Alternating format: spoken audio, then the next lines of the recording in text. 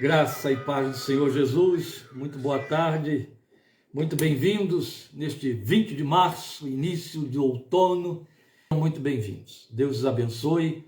Hoje, mais uma vez, temos a palavra para compartilhar, continuando em Lucas, como você já leu aí na nossa página. Estaremos lendo a palavra de Deus em 2 textos de Lucas para desenvolver nele os pensamentos sobre este tema que nos ocorreu, 2 meninos. Falaremos sobre 2 meninos nos 2 textos que leremos de Lucas, 2 versículos apenas. E logo após a leitura dos 2 versículos estaremos orando para que Deus se sirva desta palavra, para que Deus se sirva dessa temática e do nosso exame deste tema à luz destes textos para a edificação da nossa fé, para uma aproximação maior da nossa vida e comunhão com Ele. Então eu convido você já de imediato a abrir sua Bíblia no Evangelho de Lucas. Nós leremos o versículo 80 do capítulo 1, Lucas 1, versículo 80, e logo depois, logo em seguida, capítulo 2, versículo 52. Então, na verdade, é o último versículo do capítulo 1 e o último versículo do capítulo 2. Fica mais fácil assim, não é? Lucas, capítulo 1, último versículo. Lucas, capítulo 2, último versículo. Estes são os textos da nossa leitura. Então, começando por Lucas 1:80, o texto do Evangelho diz: E o menino crescia e se fortalecia em espírito, e viveu no deserto até aparecer publicamente a Israel. Esse menino é João, o profeta. Agora, o último versículo do capítulo 2, versículo 52. Jesus ia crescendo em sabedoria, estatura e graça diante de Deus e dos homens. Aqui ele tinha 12 anos de idade, também menino, daí 12 meninos.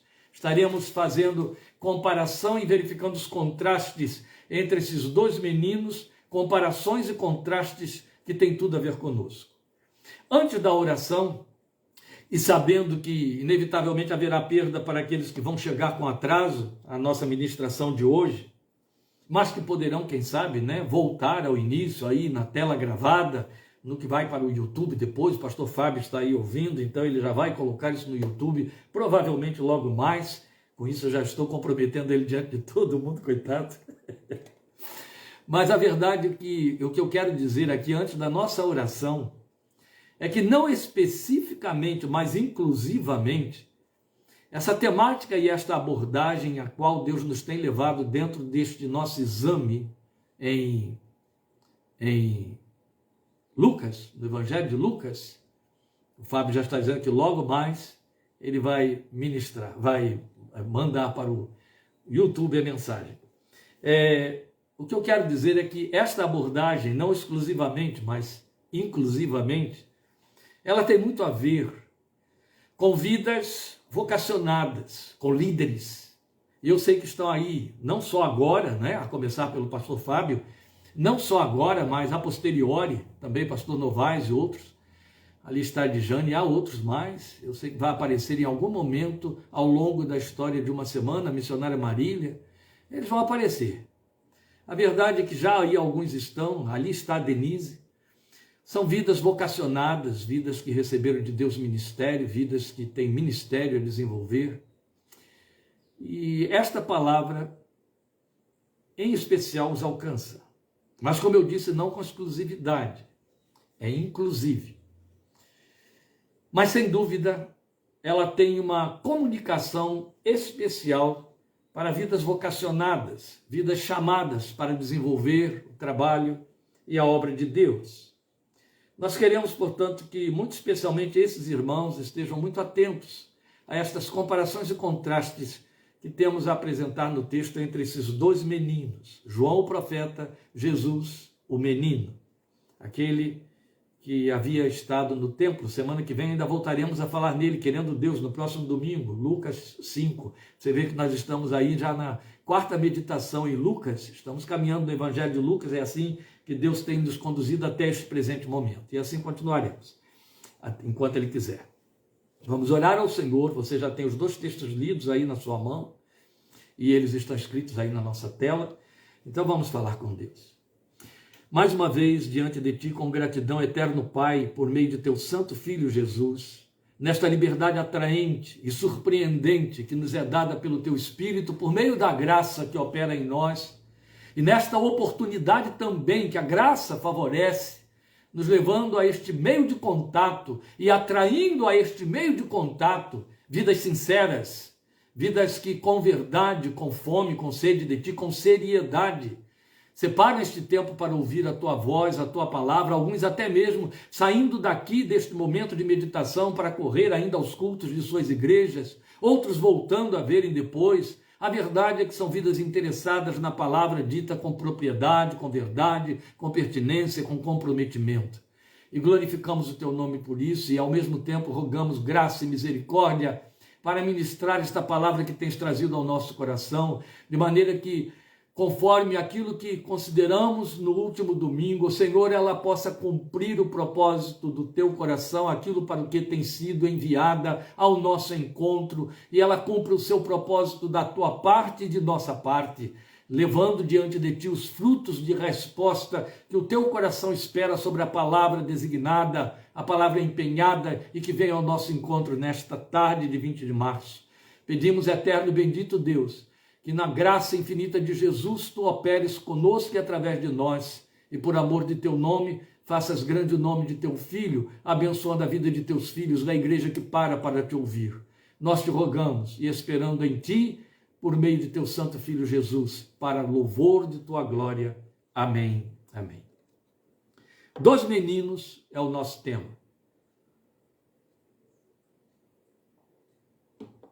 E o Evangelho de Lucas, os últimos versículos do capítulo 1 e do capítulo 2 são o nosso texto.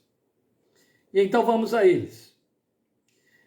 Quero, primeiro de tudo, chamar a sua atenção para o fato de que só Lucas faz uma abordagem a respeito de João Batista, João profeta, como menino. Os demais o apresentam já adulto e exercendo seu ministério. Também só Lucas entra em detalhes a respeito da infância de Jesus. Lucas é o evangelho dos critérios, o evangelho da pesquisa, o evangelho ciência. É muito importante considerar isso. E aí nós queremos, em cima destas considerações desses 2 meninos, como eu lhes disse, verificar comparações, até mesmo contrastantes. Não estou dizendo que vamos enfocar os contrastes, inevitavelmente eles vão aparecer, mas são comparações que chegam a ser contrastantes e elas nos ensinam. E nos ensinam em 3 dimensões. Elas falam em crescimento, em comportamento objetivo e em propósito, que é uma redundância do comportamento objetivo. E inevitavelmente, se você vai falar de menino, se você vai pensar em menino, se você vai historiar menino, se você tem uma biografia de menino, você fala em crescimento. É inevitável. O menino não fica para sempre menino. E isso vale para a nossa vida espiritual. Não estou fazendo nenhuma forçação aqui. Isso me ocorre porque é importante lembrar que Paulo, fazendo o contraste entre a infantilidade espiritual e a maturidade espiritual, ele disse: quando eu era menino, eu pensava como menino, agia como menino, mas agora que sou homem, para mostrar a vida espiritual, a vida adulta. E então, meus queridos, eu quero só comunicar, eu lamento pelos que estão percebendo falhas, mas aí é a recepção, viu? Nós estamos com a transmissão funcionando de maneira plena, e especialmente, pelo menos ainda dentro do estado de São Paulo. Então, eu espero que você consiga melhorar aí o seu sinal, mas a gente vai tocando, porque é direito seu comunicar que está havendo uma falha, mas eu também preciso informar quando eu estou recebendo a informação de que está fluindo a transmissão. Pois bem, voltando ao que estávamos então considerando aqui, a questão do crescimento. Você não pode falar de menino, biograficamente ou historicamente, sem considerar o seu crescimento, porque ninguém pode ficar menino, não é? Especialmente na fé, na vida espiritual, na fé, você tem de crescer. Aliás, somos advertidos a deixarmos de ser meninos nas coisas de Deus, de sermos crianças no entendimento. E somos exortados a ser crianças na malícia. É muito interessante isso.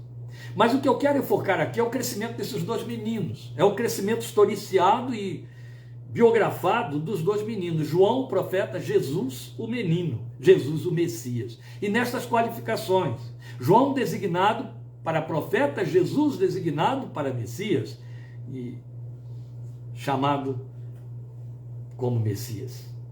Veja, na comparação dos dois textos, e inevitavelmente depois de todo esse preâmbulo eu tenho de voltar a ler os dois, e o menino crescia, falando agora de João Batista, 1,80 de Lucas, e o menino crescia e se fortalecia em espírito, e viveu no deserto até aparecer publicamente a Israel. Depois de 2,52, Jesus ia crescendo em sabedoria, estatura e graça diante de Deus e dos homens.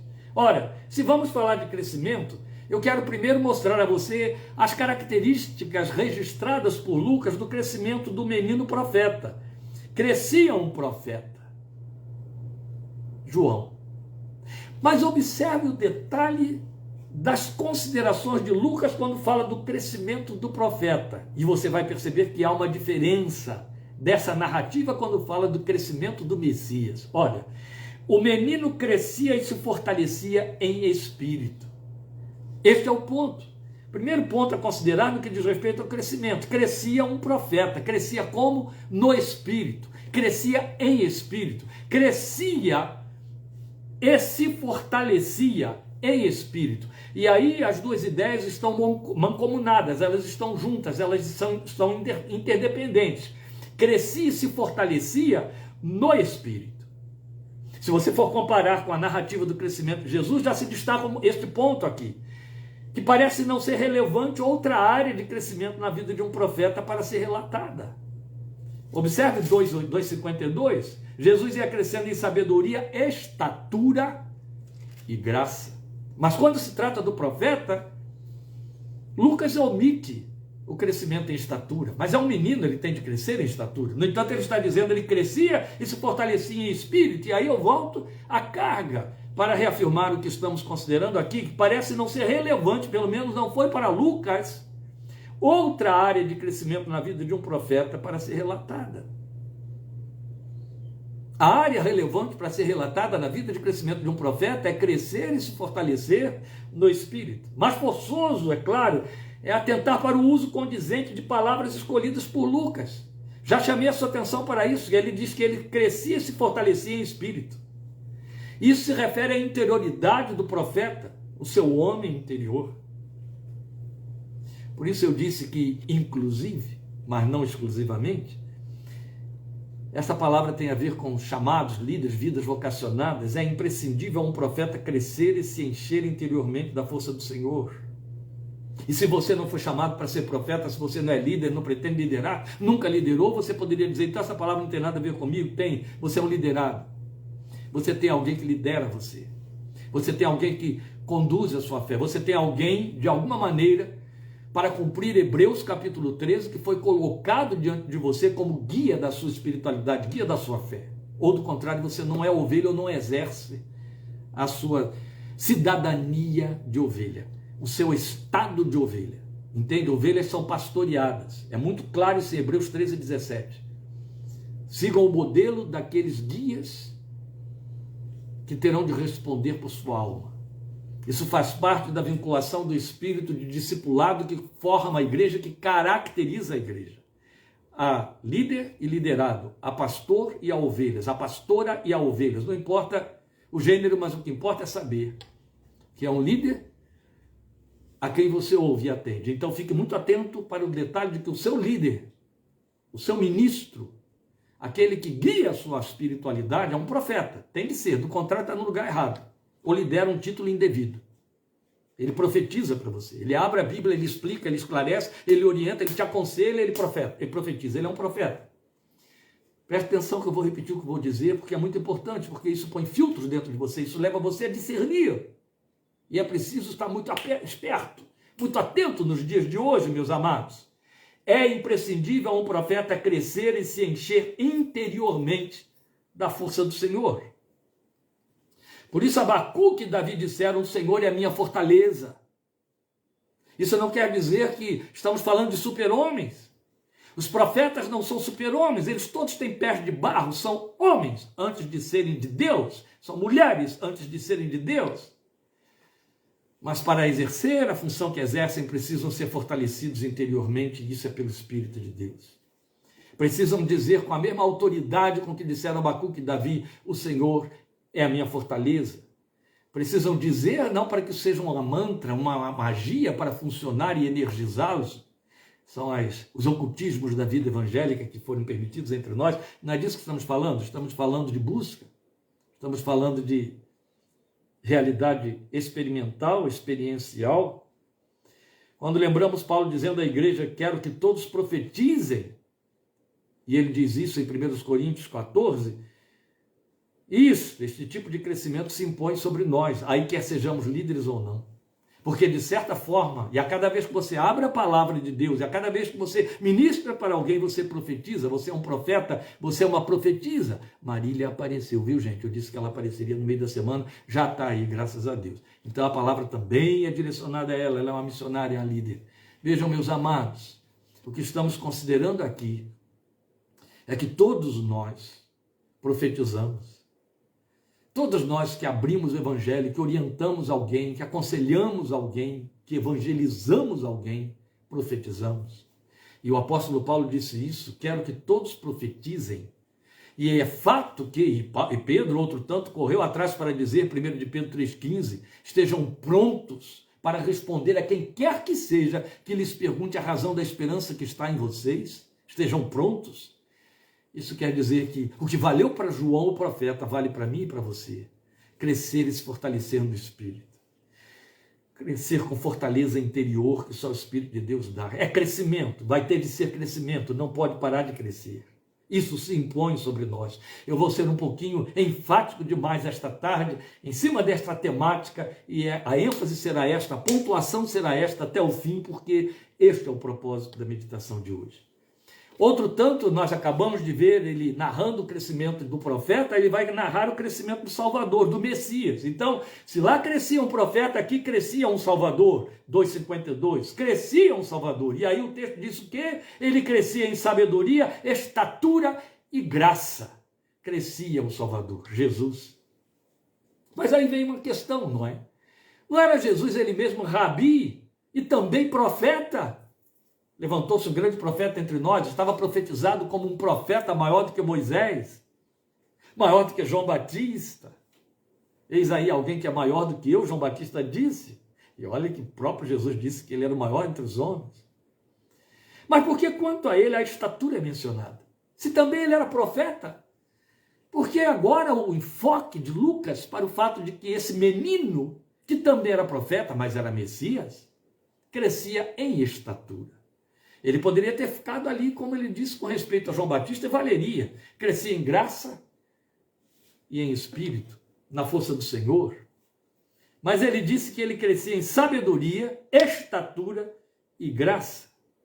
Ora, o menino crescia e se fortalecia em espírito quando profeta. E o menino crescia ou ia crescendo em sabedoria, estatura e graça quando o Messias é o Senhor Jesus. O crescimento agora tem um acréscimo. Não era Jesus isso? Profeta? Então, por que quanto a ele a estatura é mencionada? Você já parou para pensar nisso? Se não parou, vamos pensar juntos agora. Qual a necessidade que Lucas teve de fazer esse registro, de enfocar, pôr os holofotes sobre este aspecto da observação do crescimento do menino? Crescia em estatura. João também não cresceu em estatura? Claro, nenhum menino fica adulto com estatura de menino. Não vou ficar fazendo esse, descendo a esses detalhes desnecessários. Mas ele não deu esse enfoque para João Batista. Porque não precisava. Outro tanto precisava chamar a atenção minha e sua, que o menino de 12 anos estava se crescendo em estatura. Alguém já disse, e eu não tenho nada contra, não tem por que ter nada contra, que se você for focar a atenção sobre o Jesus histórico, e existe um livro maravilhoso a respeito, que foi muito resistido pela igreja da época em que ele foi lançado, pela ignorância da igreja, em que o autor procura não desvestir Jesus da sua divindade, mas colocar os holofotes sobre a sua humanidade e mostrar o Jesus homem, o Jesus vivendo em Nazaré, o Jesus que nasceu na casa de um carpinteiro e que trabalhou como carpinteiro a ponto de ser conhecido como carpinteiro. Ele chama atenção para o fato de que um carpinteiro naquele tempo, que não tinha as máquinas dos dias de hoje em que o carpinteiro não precisa ter músculos, porque nem serrote usa mais, não é assim? Ou se usa, é tudo elétrico, tudo movido sem ser a mecânica da mão.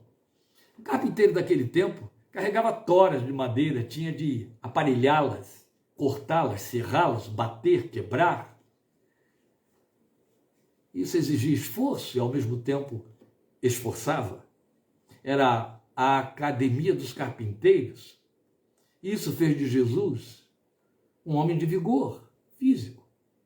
E isso explica porque aquele crucificado, aquele condenado à cruz, sobreviveu até a cruz, passando pelas agruras que passou, 3 dias seguidos, 2 dias pelo menos, debaixo de torturas indizíveis. Porque você pode lembrar aí de bofetadas, as chicotadas, coroa de espinhos, fome e sede, a ponto de gritar na cruz, tenho sede, mas suportou. É evidente que chegou um determinado momento que depois de tanta tortura que ele caiu sob o peso do patíbulo, que era a haste da cruz que ele tinha de carregar sobre os ombros, e caiu de tal maneira que a soldadesca entendeu que alguém teria de ajudar ou não haveria crucificação hoje. Mas ele carregou e foi até o Gólgota, e ele andou e chegou vivo na cruz.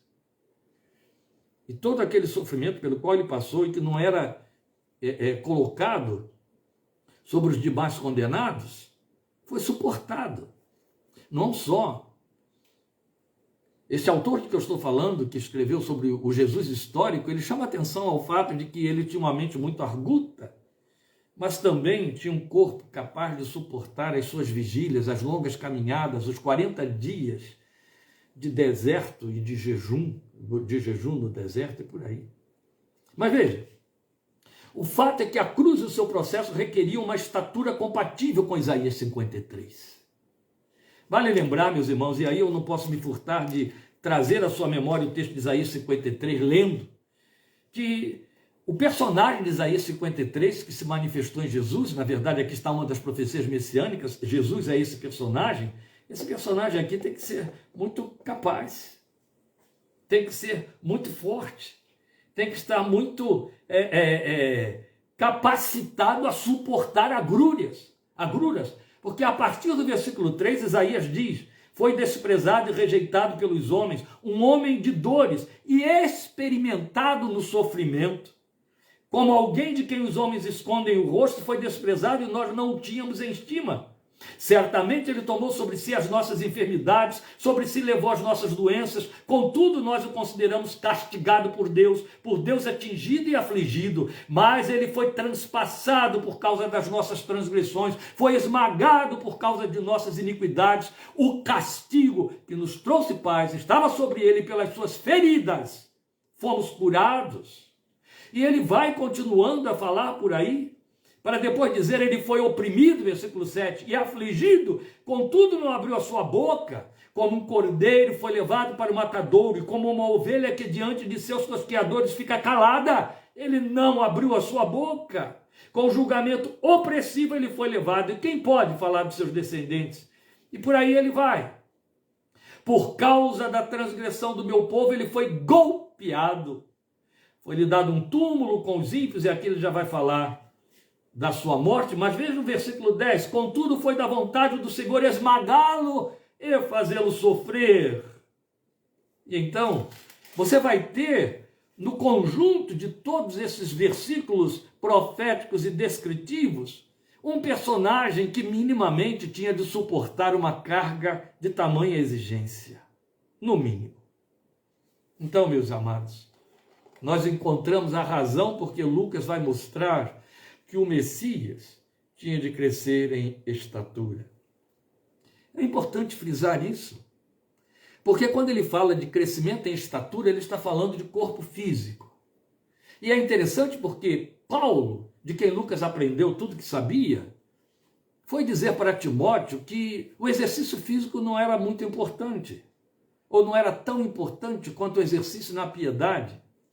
E daí parece que há um contraste muito grande em que o médico que descreve o crescimento do Filho de Deus tem a sua atenção voltada para o seu corpo, porque ele ouviu e narrou, e precisaria narrar com detalhes as descrições de um padecimento sem precedentes quanto à crucificação, e Lucas é mais detalhista do que todos os outros, e ele escreve como um médico, e então ele tem a atenção voltada para um corpo que tem de suportar todas aquelas descrições e narrativas que ele faz.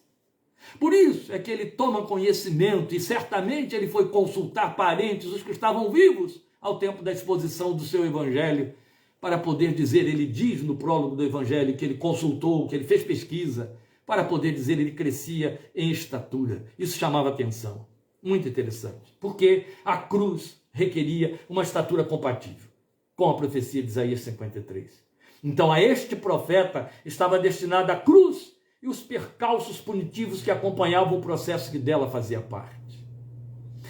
E aí neste processo de crescimento, você tem aqui a comparação entre o crescimento de um profeta e o crescimento do Messias. Já temos um ponto importante a tirar aqui para mim e para você. Porque os dois crescimentos tiveram concurso divino.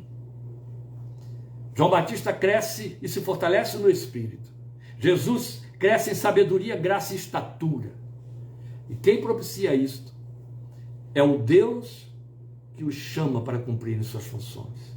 Ele continua sendo o mesmo Deus que chama a mim e a você. Não quero dizer a você, nem tente pensar por aí, porque seria falta de sabedoria, não é? E eu sei que estou falando com sábios na fé.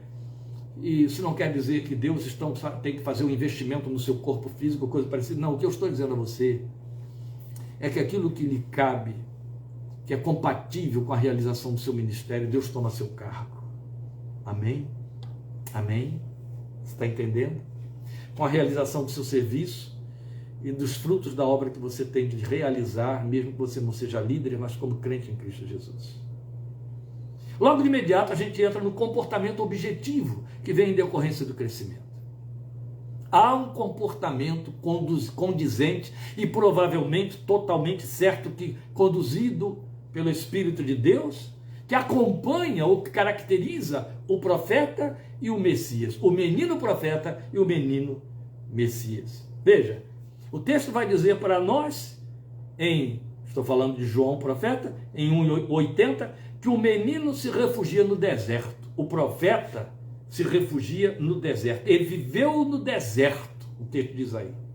Longe de Israel, para mostrar-lhe o Messias. Porque o texto diz, viveu no deserto até aparecer publicamente a Israel. Então, enquanto não apareceu publicamente a Israel, ele estava longe no deserto. Amém? O profeta se refugia no deserto. O profeta se refugia no deserto. A profetisa se refugia no deserto. O homem de Deus se refugia no deserto. A mulher de Deus se refugia no deserto. Vou lhes dizer uma coisa antipática de ouvir, mas eu não sinto antipatia em dizer. Quando o homem de Deus, quando a mulher de Deus não se refugiam no deserto, tropeçam nas coisas desta vida. Ninguém que milita, Paulo disse, se embaraça com as coisas desta vida. Requer-se dos profetas que se refugiem no deserto. Teria sido ali que ele aprendeu a sua máxima: convém que ele cresça e que eu diminua. Quem me diria o contrário? Que o deserto favoreceu justamente isso. Que o profeta no deserto aprendesse que o Messias que ele teria de anunciar teria de crescer, ele teria de diminuir na mesma proporção. E por diminuição, nós poderíamos ler a mensagem que Paulo aprendeu mais tarde, de que o poder de Deus se aperfeiçoa na fraqueza, de maneira que ele pode concluir dizendo: então quando sou fraco, então é que sou forte, logo quando sou fraco, então é que sou forte. Não teria ele aprendido ali? A diminuição não representaria essa fraqueza, porque no deserto ficamos desprovidos. No deserto há desamparo. No deserto, a falta de recursos pessoais, de capacitação pessoal. No deserto, vamos ficando afinados com a experiência do apóstolo Paulo, que disse: não que possamos alguma coisa por nós mesmos, mas a nossa suficiência vem de Deus. O deserto é o lugar de se desvestir, de se esvaziar. No deserto só há um palco e só há uma plateia, ocupada por uma única pessoa. Você está no palco e na plateia está o Senhor, entende? E no deserto você se esvazia. Mas não podemos destacar o deserto de João como a solidão necessária e inevitável na vida daqueles que desejam ser usados por Deus para falar aos homens. Homens e mulheres de Deus, meus amados, ao longo dos séculos da fé cristã, especialmente os homens dignos de crédito, todos eles dão seu testemunho em suas autobiografias, ou dão seu testemunho na experiência de vida, compartilhando com outros da necessidade de uma solidão espiritual para um exercício de esvaziamento, a fim de servir ao Deus eterno e de serem achados somente na presença dele. Só. Então ao profeta cabe ir para o deserto. Mas e quanto ao Messias? O Messias está na presença de Deus e dos homens. Veja lá, olha o contraste na comparação em 2,52. Jesus ia crescendo em sabedoria, estatura e graça diante de Deus e dos homens. Percebe o contraste? Enquanto o profeta vai para o deserto, até que apareça diante dos homens, o texto diz isso, ali chamando esses homens de Israel. O Messias já se apresenta diante de Deus e dos homens, é justamente do que ele está descrevendo aqui no final do capítulo 2. A narrativa do capítulo 2, como eu lhes disse, que querendo Deus veremos domingo que vem, é de Jesus no meio dos sábios, lá no templo, no meio de uma multidão, parentes, não parentes, vizinhos, amigos, conhecidos e desconhecidos. Ele estava entre as pessoas, entre as gentes, em Jerusalém. Então o Salvador está na presença de Deus e dos homens. Esse é o lugar que ele ocupa, a presença de Deus e dos homens. Exatamente o que Lucas descreveu aqui, para fazer aquilo para o que ele veio, fazer mediação entre Deus e esses homens. Há um só mediador entre Deus e os homens, Jesus Cristo, o homem, foi o que Paulo escreveu para Timóteo. Então o profeta podia recolher-se, mas o Messias teria de estar exposto, entende? Daí o texto de Apocalipse dizer: ele tabernaculou entre nós. O texto de João também dizer: ele tabernaculou entre nós. Fez-se carne, João disse, e habitou entre nós. A ênfase é entre nós, tabernaculou entre nós, habitou entre nós. Do contrário, não seria o Emanuel, Deus conosco. Para ser Deus conosco, o Messias tinha que estar entre nós e ser como nós. Glória ao seu nome. Diferente do profeta. O profeta se recolhe, o Messias se expõe. O profeta fica só na presença de Deus, o Messias fica entre Deus e os homens. Que lindo, não é? Ah, é lindo sim. É Deus e a sua palavra. Em último lugar, pastor, hoje eu estou leve, manso e suave. O propósito. Há todo esse crescimento, há todo um comportamento objetivo, porque há um propósito. Todo chamado fala de propósito. E todos os chamados cumprem propósito. Do contrário, nós vamos cair naquele ramirão falso, desprovido de verdade, da parte da própria igreja comprometida a pregar a verdade. Mas ela prega um engano muitas vezes. Quando ela faz o seu auditório, o seu povo, os seus adeptos, os seus clientes, pensarem que a fé evangélica foi oferecida para resolver problemas pessoais, temporais e de magnitude finita. Eles ocorrem. Mas eles ocorrem, nós sabemos muito bem, só não queremos ter compromisso com isso. Mas nós sabemos muito bem, só não queremos ter compromisso com isso. Na medida do que Jesus nos ensinou em Mateus capítulo 6, busque em primeiro lugar o reino de Deus e a sua justiça, e todas as demais coisas vos serão acrescentadas. Ele tinha falado das demais coisas no contexto. Os versículos anteriores a esse versículo 33 de Mateus 6, ele tinha dito: comer, beber, vestir-se, crescer. Ele diz: Deus se encarrega de trazer isso como acréscimo.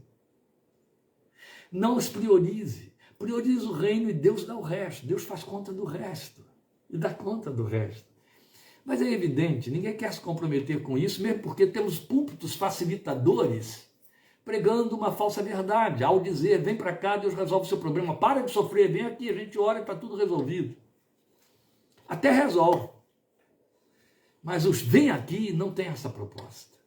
O Evangelho não faz isso. Quando Jesus disse, venham a mim todos vocês que estão cansados, sobrecarregados, eu os aliviarei, ele não para por aí, ele diz, tomem sobre vocês o meu jugo. O Evangelho é um comprometimento em que a gente cresce com um propósito, e o propósito vai estar sempre dentro daquele que foi chamado Pai dos que creem. O chamado que foi feito a ele nos alcança como seus descendentes. Quando o Senhor chegou para Abraão, ele disse, em você serão benditas todas as famílias da terra. Não há um crente, muito ou pouco experimentado, que saia lá dos fundos de um casebre no alto do morro, ou que desça dos quartos e suítes dos palacetes da cidade. Não há um crente, não há um chamado por Deus, não há um que tenha tido um encontro com a cruz que não esteja comprometido com o magno chamado feito, o ponto de partida para todos os chamados, na pessoa de Abraão. Em ti serão benditos todas as famílias da terra. Eu chamo você para abençoar outros. E é nisso que se constitui a sua bênção, de maneira que você poderá vivenciar o que ele disse de Abraão, você será uma bênção. Entende? Em contrapartida no mesmo nível do comprometimento, ou no mesmo bojo do comprometimento, ele diz, eu abençoarei os que te abençoarem, outro tanto amaldiçoarei os que te amaldiçoarem, os que te impedirem nesta função de ser abençoador, vão te amaldiçoar, eu os amaldiçoarei, os que te favorecerem nesta função de ser abençoador, vão te abençoar, eu os abençoarei. Deus toma seu cargo, glória ao seu nome. Mas o que ele está dizendo aqui, você foi chamado. E o propósito não é que as suas situações, as suas problemáticas se resolvam, elas vêm no pacote. O propósito é que você tenha um propósito. E o propósito volta para ele. Lembram? Dele, por meio dele, para ele são todas as coisas. Nenhum de nós vive para si, nem morre para si. Bem, eu disse a vocês que eu vou ser o pastor quando eu morrer. Um dia isso há de acontecer. E quando eu morrer, eu quero que isso fique na memória. Aquele foi o homem chato que repetia Romanos 14:7 para a gente incansavelmente. Nenhum de nós vive para si, nem morre para si, porque se vivemos para o Senhor, vivemos, se morremos para o Senhor, morremos. E quando a gente está fora desta via, errou de endereço, errou de fé, errou de confissão, errou de religião, errou de tudo, errou de Deus, errou de tudo. Entende? Eu vou ter que lembrar isso sempre, sempre. É importante lembrar, é importante que a carne milita contra, ela é muito poderosa. Há um propósito. Veja o propósito na vida do profeta. O profeta cresce para ir ao deserto e cresce no deserto. Aí, pastor, tá chato esse negócio de você ficar falando de deserto hoje. Aí tem que arrancar. Lucas capítulo 1 da Bíblia. Eu tenho que falar que ao profeta cabe o deserto. Qual é o palco do profeta? O deserto. Entende? Quero lembrar você aí, crente, que está aí no seu cantinho dizendo, ai que bom, eu não tive chamado de nada. Quero que todos profetizem, você é profeta. Você profetiza. Saiba que você foi chamado para crescer no deserto. E cresce para ir para o deserto. Cuidado, porque as duas colocações são diferentes. Entende? Não são redundantes. Mas são altamente pertinentes em termos da Bíblia. Você cresce para ir para o deserto, não cresce para sair dele. E uma vez no deserto, você cresce lá. Cresce bem dentro da teologia de João o profeta. Que eu diminua. É assim que você cresce. É igual a samambaia, alguém já disse. Quanto maior ela é, mais para baixo ela vai. O profeta cresce para ir ao deserto, o profeta cresce no deserto, e eu creio que foi ali que João aprendeu a ser apenas uma voz. Foi exatamente o que ele saiu dizendo quando ele foi falar de si mesmo. Quando perguntaram a ele, quem é você? Ele disse, eu sou a voz do que clama no deserto. Sou apenas uma voz, eu sou a voz. Se o profeta vai para o deserto, ele se esvazia de tal maneira que sobra apenas a única coisa que Deus pretende usar nele. A voz. Entende? A expressão. Não estou falando da fala, estou falando da expressão. A externalização do seu interior. João sai dali apenas como uma voz. creio que ele aprendeu no deserto isso, a ser apenas uma voz. O que Deus quer do profeta? Que ele seja uma voz, só a voz, só a voz. Voz do que clama no deserto. Veja, é um crescimento que só Deus vê. O tipo de João Batista era Elias, lembra? E irá na virtude do profeta, de Elias o profeta, foi o que Zacarias, o pai dele, profetizou. E irá na virtude de Elias. Elias já veio e fizeram tudo que bem entenderam com ele. Jesus disse a respeito de João Batista. E esse é um crescimento que só Deus vê. E foi exatamente por isso que João veio na virtude de Elias, no caráter de Elias. Porque esse seu tipo, o Elias, o profeta que o precedeu 500 anos antes, ou mais, 700 anos antes, ele cresceu nos seus vários desertos. Observe os desertos da vida de Elias. Elias foi um dos maiores profetas. E o que mais marcou a vida de Elias foram os desertos. Esteve no Querite, viveu lá. Para cumprir seu ministério, ele teve que passar pelo deserto no Querite. Ele teve de passar pelo deserto no Carmelo, onde só ficava lá com Geazi, o seu moço, seu ajudante. Ele passou e viveu as suas tremendas agruras no deserto em Berseba, lá ao sul, lá onde está o Negueb, os cânions do Negueb. E depois, lá mesmo, já subindo um pouco mais, ele foi viver os seus desertos na caverna. E quando volta à civilização, Deus o leva para a sua presença. Então, na verdade, Elias foi marcado por desertos. O verdadeiro profeta é marcado por desertos. Davi também, que nós sabemos muito bem quão profeta foi, vagou muitas vezes pelos desertos dos banimentos e das perseguições, perseguido por mão dos filhos de Saul, por mão de Saul, perseguido pela mão do seu próprio filho Absalão. O que Davi mais teve de fazer foi vagar pelos desertos, como uma pulga, como ele mesmo disse, nos desertos, vivendo em cavernas. E foi marcado nos desertos, e foi onde ele fez a grande produção literária profética da sua lavra. Foi como profeta vivendo no deserto. Outro tanto, Paulo. A Bíblia diz que Paulo, e quem vai dizer que Paulo não era profeta, passou 14 anos nos desertos da Arábia, você pode conferir isso em Gálatas. 14 anos de deserto sem se apresentar a ninguém, ele diz. A ninguém. 14 anos, só entre ele e o Senhor. Davi, só entre ele e o Senhor. Elias, lembrem dele na caverna, só entre ele e o Senhor. E João, o profeta, no deserto, só entre ele e o Senhor. Você é profeta de Deus, é líder, é chamado, você fala, você anuncia, você ensina, você prega, você evangeliza. Dentro da sua casa você é profeta. Ache o seu deserto. Sem ele não há crescimento. Moisés passou 40 anos no Sinai até ouvir a voz de Deus, e haja deserto ali, viu? Ainda voltou para ele depois, lembra? Com todo um povo. Mas mesmo Jesus, que também era profeta, ainda que na condição de Messias, ele teve o seu deserto preparatório por 40 dias sob tentações e em jejum. E aí vale uma pergunta. Você conhece de deserto na sua vida?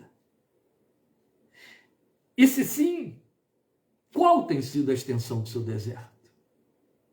Pode ser que algumas questões que você tem levantado, mas por quê? Por que, Deus?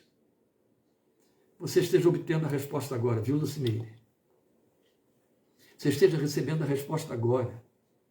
Por que, Deus, eu tive que ficar sozinho? Por que, Deus, eu estou passando por essas situações tantas vezes, onde ninguém pode entrar, onde ninguém entende, onde não posso compartilhar com ninguém, onde só tu podes ouvir minha voz ou meus lamentos? É o seu deserto.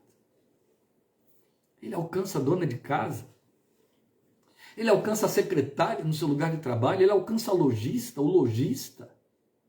Ele alcança o profissional da saúde. Ele alcança aquele que está à frente de uma empresa. Ele alcança aquele que está diante de uma classe de alunos.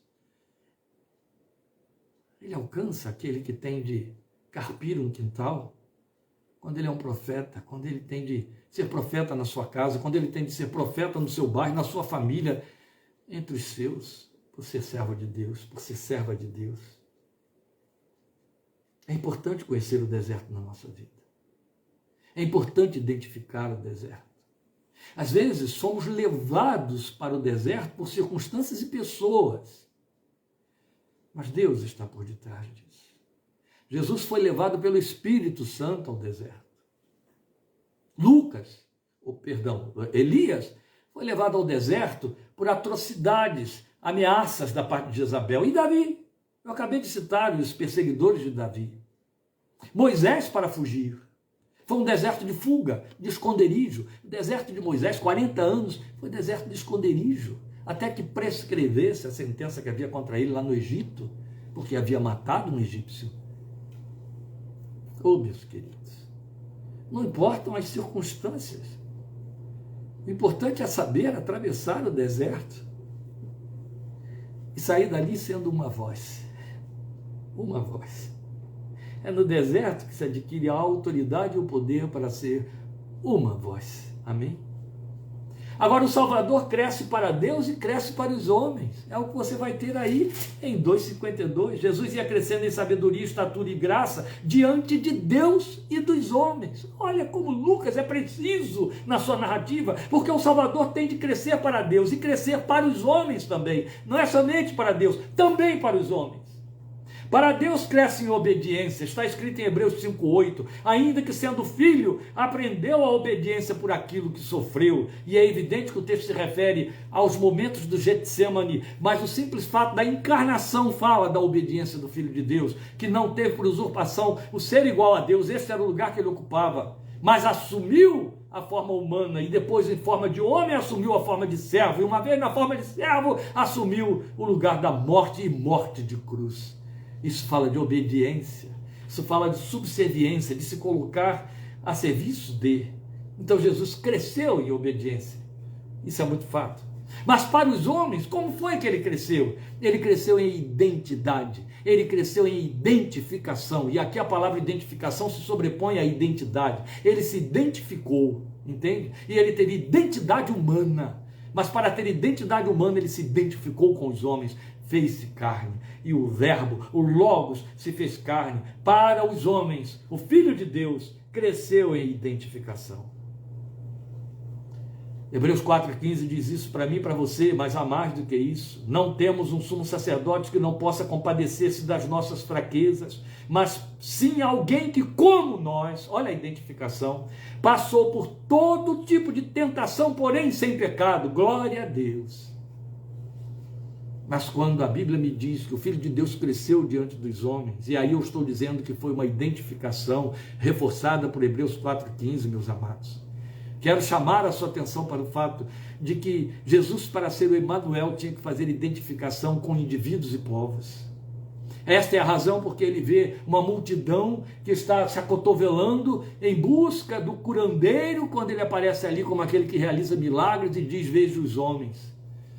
E vejo como ovelhas que não têm pastor, exaustos, cansados, e sente compaixão deles. Sente compaixão da mulher samaritana, sente compaixão daquele aleijado à porta do tanque Betsaida. Jesus sente compaixão dos indivíduos, sente compaixão dos leprosos, sente compaixão daquela viúva que está indo sepultar o seu filho, sente compaixão de Marta e Maria. Aqui aproveito para fazer uma correção do domingo passado, quando na empolgação eu citei que Jesus transmite uma mensagem para Madalena, não, foi para Marta, à porta do sepulcro de Lázaro, e ali ele revela compaixão para com ela, revela compaixão para com aquela mulher que é levada, acusada de adultério diante dele, João capítulo 8, revela compaixão para com a mulher que está sofrendo deboche, até da parte dos discípulos, na casa do fariseu, quando ela vai ali derramar alabastro, o óleo de nardo puro do alabastro sobre a cabeça de Jesus, e beijar seus pés e enxugar seus pés, que ela molha também com suas lágrimas. O Senhor revela compaixão. Ele revela compaixão por indivíduos, ele revela compaixão por povos. Vai em paz. Quando ele diz isso, não peques mais, ele está revelando sua compaixão. Ele se identifica, o tempo todo ele se identifica. Mas para terminar e cumprir o que eu disse que hoje eu estaria sendo manso e suave, há algo sutil e altamente significativo a observar aqui. Ô pastor, mas tudo agora já foi significativo, glória a Deus, foi sim, mas há algo sutil nestas significações. Veja, a narrativa, tanto a respeito de um quanto de outro, inicia com o mesmo indispensável verbo, crescer. Volte lá, 1,80. E o menino crescia, 2,52. Jesus ia crescendo, esse é o verbo. O verbo que enfatiza tudo, que abre a conversa do evangelista, a comunicação que ele nos passa é crescer. Crescia, diz o evangelista. Então é importante saber que isso se impõe sobre nós como um imperativo. Esse imperativo foi trazido por Pedro, 2 de Pedro 3,18. Crescei na graça e conhecimento de nosso Senhor e Salvador Jesus. Meus irmãos, não estou fazendo redundância, eu estou fazendo ênfase. Lembrem, começamos esta meditação de hoje dizendo isso, não podemos continuar como meninos.